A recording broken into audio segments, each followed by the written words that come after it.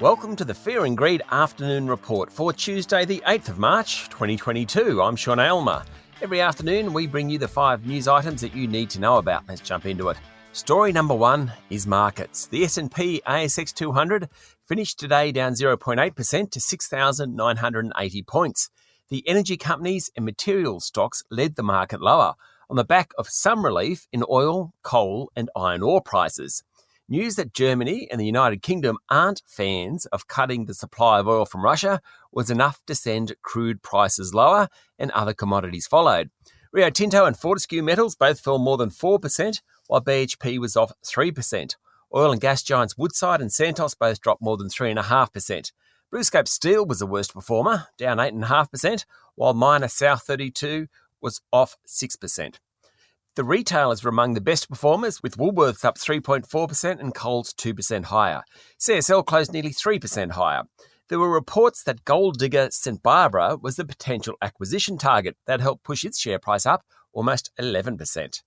Story number 2 is about the dramatic escalation in the flood situation in Sydney. There were more than 50 evacuation warnings in Sydney and along the south coast in Illawarra in New South Wales today, including one impacting 60,000 people living along the Georges River in Sydney's west. At least 2 people died in the city today, and the New South Wales State Emergency Service said it had received thousands of calls for help. Along the mid-north coast, residents of Kempsey have been urged to evacuate, while there's been landslides in the Blue Mountains and other parts of Sydney.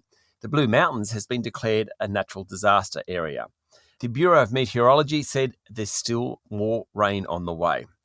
Story number 3, it's International Women's Day, and there were plenty of events across the country. The very impressive Samantha Mostyn, who runs Chief Executive Women, said inaccessibility of childcare is one of the key factors holding women back. Expert 360 Chief Executive Bridget Loudon, who also sits on the Telstra board, said just over 50% of GDP is unpaid care work, which is overwhelmingly carried out by women. And Christine Holgate, the CEO of Toll Holdings and former boss of Australia Post, said employers could act by paying women super when they take extended breaks for childcare or personal care or domestic violence. Story number 4. Business conditions and confidence rose last month as the pandemic eased, according to the latest National Australia Bank monthly business survey. Conditions bounced back from a fall in January, reflecting a strong rise in the employment index and improvements in trading and profitability. Confidence jumped sharply across all industries and most states, though it did fall in Western Australia and Tasmania. In Western Australia, the planned border reopening was delayed. That probably triggered that weak performance. Business confidence is critical to economic growth because businesses invest and that creates jobs and growth. The survey was taken ahead of the war in Ukraine and surging commodity prices, so we'll have to wait a month or so to see how that plays out among businesses. And finally, story number 5 is about the US market and big numbers. The S&P 500 closed down 2.7% this morning on the back of those rising commodity prices. That's about $1 trillion worth of wealth wiped off the exchange. In Aussie dollars, it's about $1.35 trillion. Since the start of the year, Wall Street is down nearly 12%, or about $4.8 trillion. In local currency, that's about 6.5 trillion Aussie dollars. Mostly that's because of expectations that interest rates will rise in the world's biggest economy starting next week.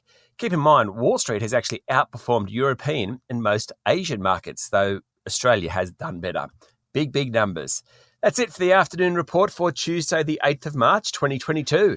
Michael Thompson and I will be back tomorrow morning for the Wednesday edition of Fear and Greed. I'm Sean Aylmer. Enjoy your evening.